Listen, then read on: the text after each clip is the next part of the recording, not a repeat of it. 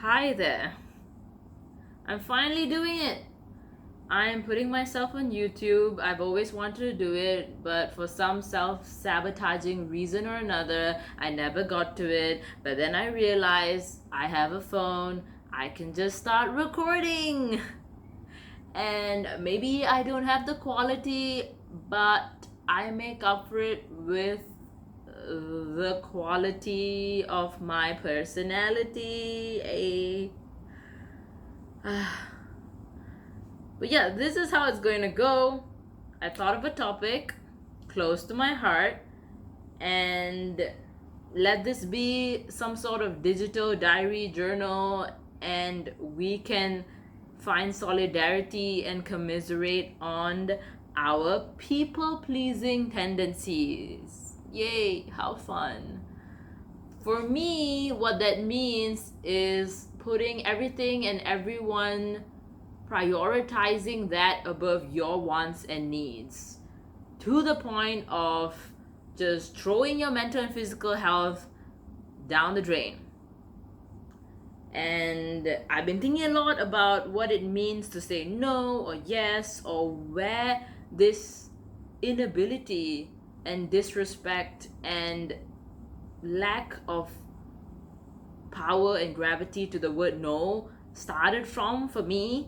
And of course, let's go back to my childhood. I think a lot of you can relate.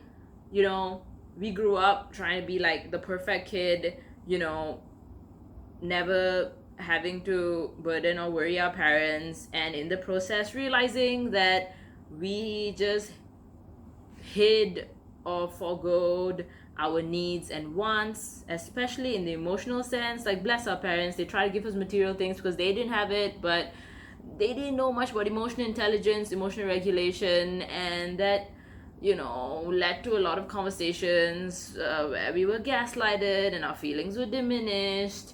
A lot of like pain Olympics of I had it worse, so it's not that bad, and here we all are, 20-something-year-old adults with very little self-esteem, trying to recover. But yeah, let's think about it. Childhood, we tied all our worth down to what we could give other people. So for the longest time, I thought that if I wasn't funny enough, if I wasn't kind enough, if I wasn't smart enough, everybody wouldn't care for me and leave me. And that is a very warped way to live your life, because even when you're tired, you're gonna pick up the phone, you're gonna say yes, you're gonna help your friends. Even when you are running on very limited juice and you are about to crash. And how that looks like, how that manifests that burnout, is that you start feeling resentful because some part of you feels like you are giving up your life for them, they should do the same, because that's the only way your pain makes sense, if everybody else feels that pain too, right? But that's not how healthy friendships or family ships or relationships work. You should be able to say no when you don't have the time or energy, and people can find help and support in the rest of their network, with the other friends, with therapy, right? And so the resentment, and then not being aware of your needs, kind of leads you down this path where you stop being able to ask for help, because for a long time it was solo, just you, any struggle, any problem, any emotional outburst, it was just you figuring things out on your own. And now that door doesn't even exist, or you can't access it anymore because you've lost the keys, type of analogy, right? And so you suffer in silence, and then you hate everyone and everything, and then you go to therapy. And then I was thinking, okay, this, like, I don't know how to say no, but why, like, on a definitional level, I know what no means, but why is it so hard to say a two-letter word? And then I was thinking, other than childhood, let's talk about culture. Let's talk about the overarching system here. And then if you think about it, I was an exchange student back in the day, so we learned a thing or two about communication styles in different countries. And there's this thing called direct versus indirect communication. And then direct communication is like you just say what you mean, what you want. And the indirect communication is more like you have to figure out what someone wants from the context, the situation, from their body gestures and facial expressions. And it's a landmine, mind reading nightmare, right? For example, in Malaysia, right, something harmless, but think about it. Think about how that affects your ability to say no. When we go visit someone and they're giving us food, even when we want more food, we're just gonna be polite and say no, it's okay, you don't have to give me a second helping. And then there's this dance of push and pull where it's like, oh no, it's okay, but I want it. And then they just put the food for you, and then you happily go and eat. Or the other situation is that you actually are full and you are literally desperately being like, no, I can't have any, but they disrespect, like there's no there's no context or a boundary, like nobody understands what that means here. And so they just give you the food anyway.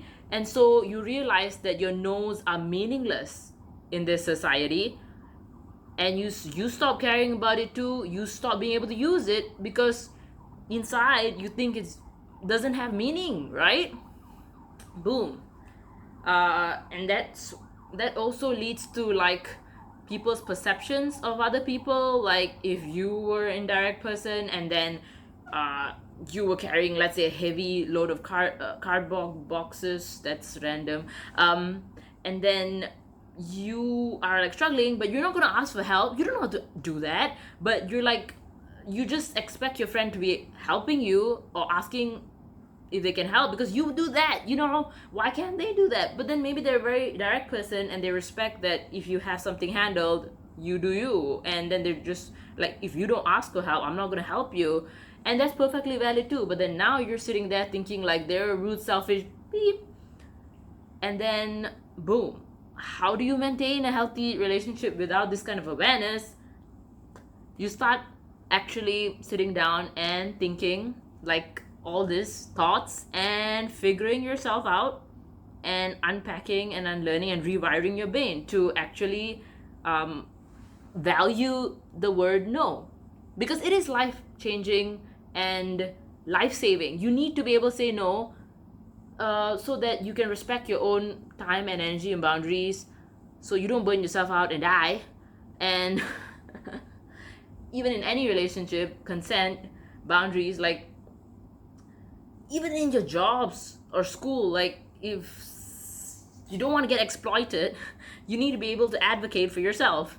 And yeah, diplomatically say no, but find a way to do that, And so nowadays, when I'm thinking about my journey in learning how to say no, maybe this would work for you. There's a progression to it. You don't just suddenly wake up and boom, you're better now. This is years of conditioning.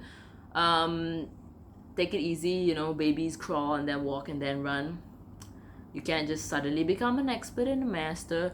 I remember it was the easiest to say no first to longer term projects, like a 6 months or like 1 year thing, because like my body can recognize like, oh my god, that's so much work, that's so much pain, I'm not putting myself through it. And then it's easier to think about it in the sense where, okay, even if I say yes and my heart isn't in it 100%, I'm going to disappoint everyone and burden everyone else anyway. So it got easier to say no.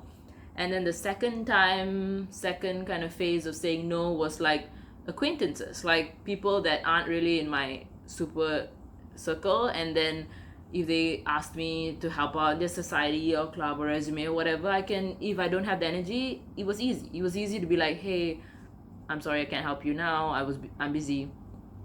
And then of course there's also nuance here. There are some times when you are tired but you do still say yes. For me, that is short term. Like when my close friends, my best friends ask me for something short term, like, hey, let's hang out for 1 day or a few hours, or can you help me with this for a few hours, I'm gonna say yes, because I think that's okay. Like here and there, that's commitment. That's fine to put yourself seconds sometimes, right? Not all the time, because self-care is not something when you burn out and then you go get the emergency. No, it's not only then. Self-care should be a conscious practice, like an everyday thing, like brushing your teeth. So you gotta just practice saying no to smaller things and saying no here and there. And like, even if you have the energy, if you already have something planned out during your day, your self-care routines, you gotta honor them to show yourself that you can respect yourself, respect your no, and then unconsciously you'll start believing in it again. So that's where we're at right now. But even then, like, I think I've gotten better. But then a few weeks ago, someone at work asked me for help. um, it was like their lack of planning was suddenly my emergency, when it shouldn't be. Someone's lack of planning should not be your emergency. You can say no, but for some reason, authority figure, panic, I don't know. I was like, oh, it's a small thing, okay. But then after that, like, throughout doing that thing, like, I just hated the person and hated everything. And then I was like, oh my god, I have so much more to do. But yeah, progress is not linear. 5 steps forward, 3 steps back, all that good stuff. Be kind to yourself. And yeah, that's about it for this video. I think I might talk about this in other videos. Stick around. I hope there was some kind of insight and solidarity here and you enjoyed it. You can subscribe if you want. Come chill out with me. And I'll see you when I see you. I need to come up with a better outro.